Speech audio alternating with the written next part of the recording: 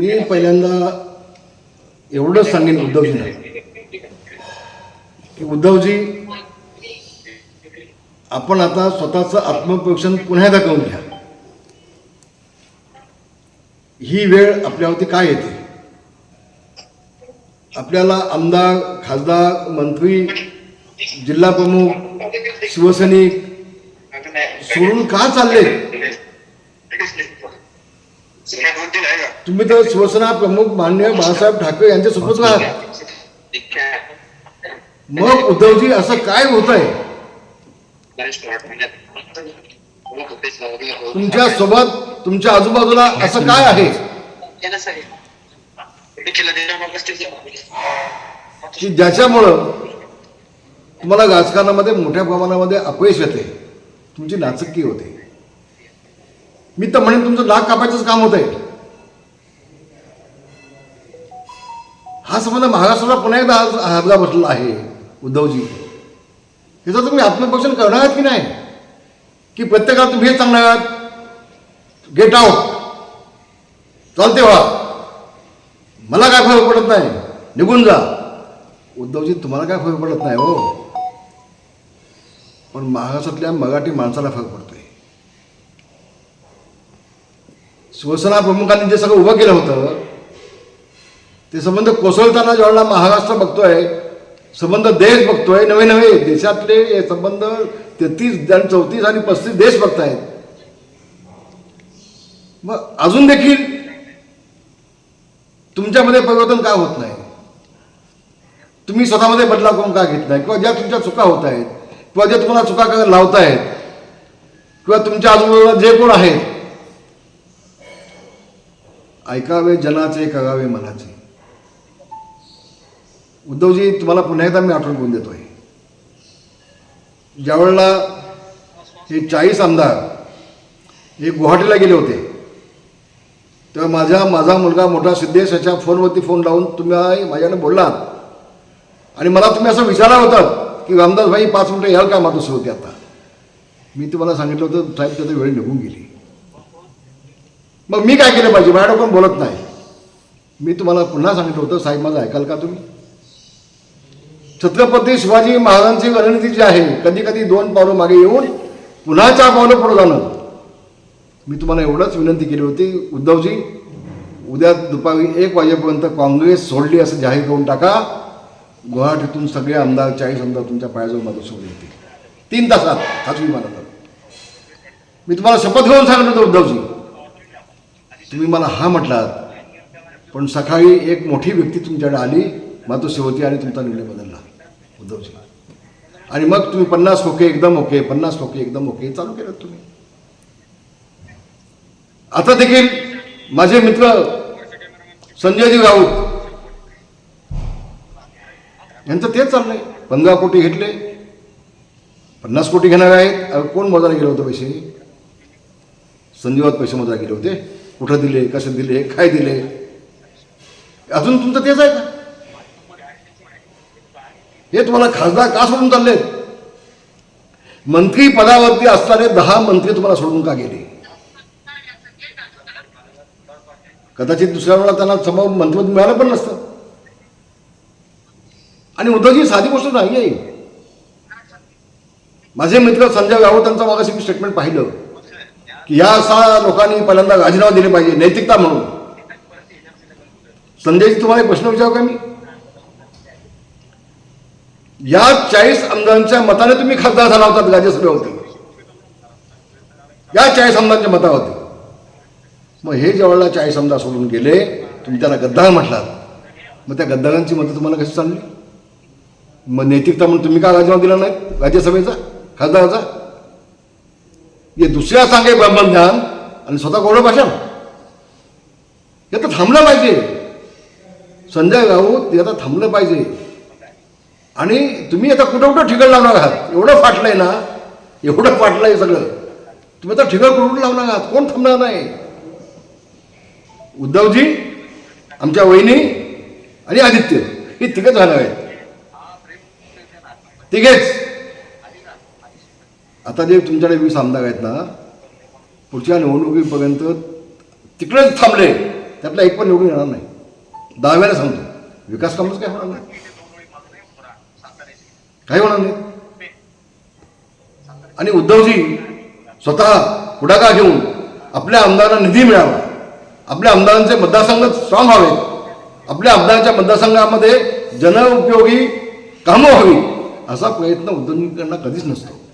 ती फक्त ठाकरी भाषा वापरायची, बाळासाहेबांची फक्त नक्कल करायची, याच्यापेक्षा उद्धवजींनी काहीच नाही. सुंब जळला तर पीळ जात नाही, अजून सुद्धा तेच आहे. गेट आउट काय मला फरक पडत नाही. आणि म्हणून मला वाटतं किमान आता तरी उद्धवजींनी स्वतःला समजून घेतलं पाहिजे. त्यांच्या आजूबाजूला जे कोणी ॲडव्होकेट आहेत, वकील आहेत, सकील आहेत, कोण जे आहेत, त्यांचं ऐका, पण ऐकावे जनाचे आणि करावे मनाचे. या पद्धतीनं तुम्ही वागलात तर भविष्यामध्ये जे काय थोडं बहुत तुमच्या शिल्लक आहे ते शिल्लक आहे तुमच्याकडे. मला एकनाथ शिंदेंचं मनापासून अभिनंदन केलं पाहिजे, अभिनंदन मला केलं पाहिजे, मानलं पाहिजे एकनाथ शिंदेला. कुठेही कमी पडले नाहीत. आणि त्या 6 खासदारांना विश्वास आहे, एकनाथ शिंदेला आम्ही गेलो, आमच्या मतदारसंघामध्ये विकासाची कामं होती, आम्ही पुन्हा निवडून येऊ. आम्ही जनतेला जे शब्द दिलेत निवडणुकीच्या वेळेला त्याची अंमलबजावणी होईल, हा विश्वास त्या 6 खासदारांच्या मनामध्ये आहे. आणि म्हणून संजय राऊत साहेब त्यांनी तो निर्णय घेतला आहे. तर पुढच्या वेळेला विकासच काय झाला नाही तर कुठल्या तोंडानं ते मतदारांच्या समोर जाणार आहेत. आपण राज्यसभेमध्ये असल्यामुळं आपल्या ह्याची कल्पना कदाचित नसावी संजयची. आणि शेवटी प्रत्येक लोकप्रतिनिधीला पुन्हा मी निवडून कसा येईल, पुन्हा जनसेवा ही स्वसेवा माझ्या हातून कशी घडेल, याचे प्रयत्न प्रत्येकाला चालू असतात. आणि म्हणून या 6 आमदाराचा खासदारांनी जो पाऊल उचललं आहे ते अभिमानास्पद आहे. मी बोलणार आहे 19 तारखेला याबाबत, मी बोलणार आहे याबाबत.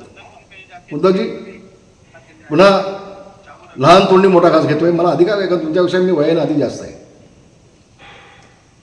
नुसते आमदार गेले नाहीत, खासदार गेले नाहीत, मंत्री गेले नाहीत, शिवसेने गेले नाहीत, तर नेते सुद्धा गेले. कुठे आहेत आज दिवाकर गावते? कुठं नाहीत? कुठं दिसतात का? आई जिवंत आहेत राजकारणामध्ये? कुठं त्यांना जिवंत ठेवलीत? त्यांना मंत्रिपद दिलं? त्यांची आमदारकी ठेवलीत? नाही ना.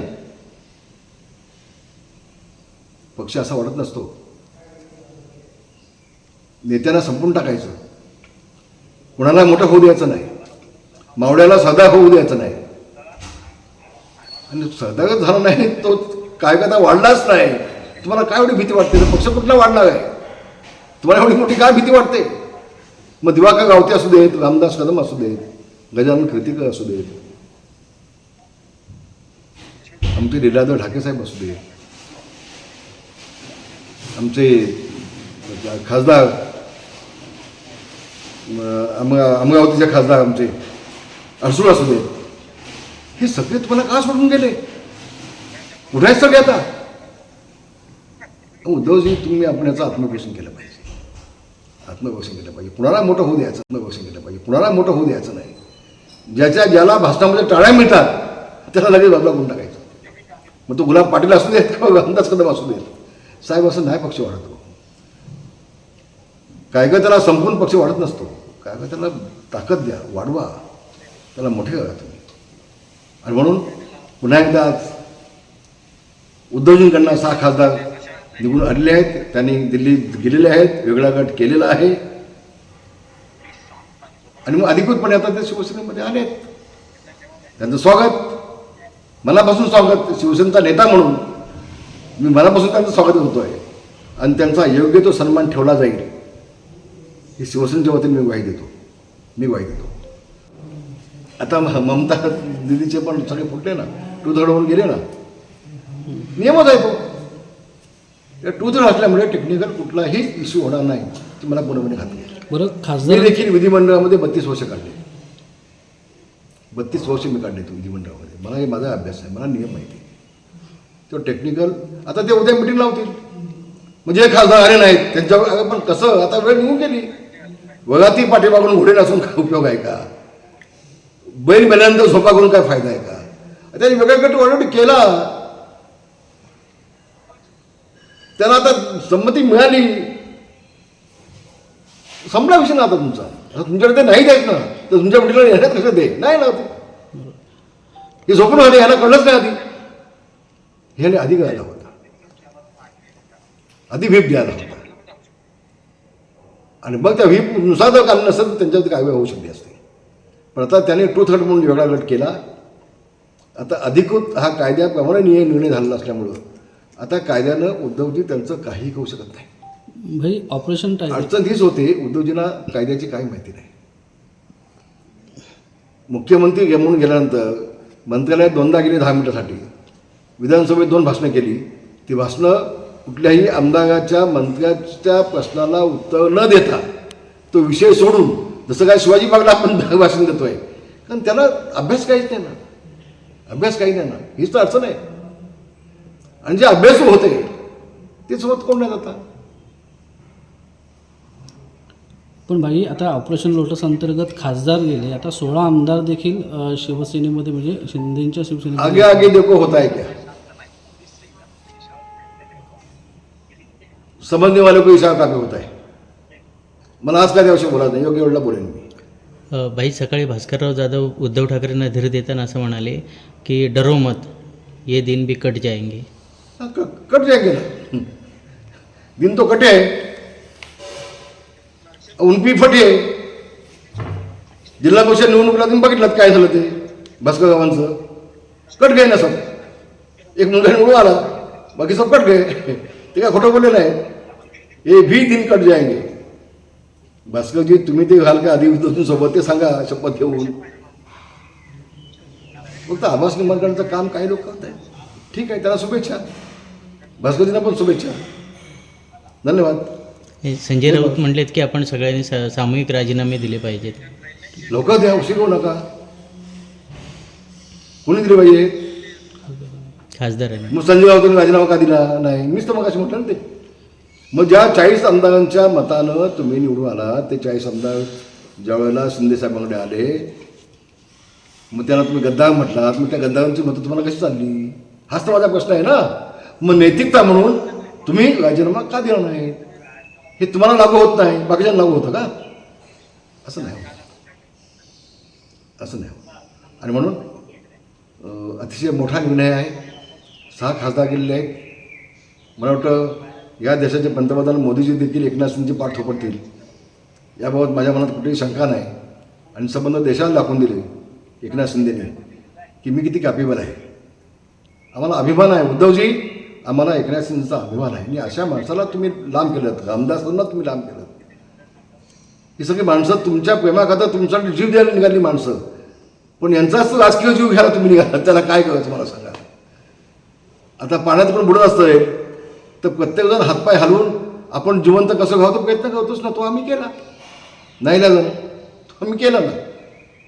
आणि त्याच सगळ्या जगाला पटतंय, असं का जगाला दिसतंय. कुणामुळे झालं, का झालं, त्याला जवळला कोण? त्याच पाणी का पाणी दूध का दूध हो गए. जय महाराष्ट्र, धन्यवाद. टाइम्स डिजिटलला लाईक करा, शेअर करा, सबस्क्राईब करा आणि बेल आयकॉन दाबायला विसरू नका. Times digital.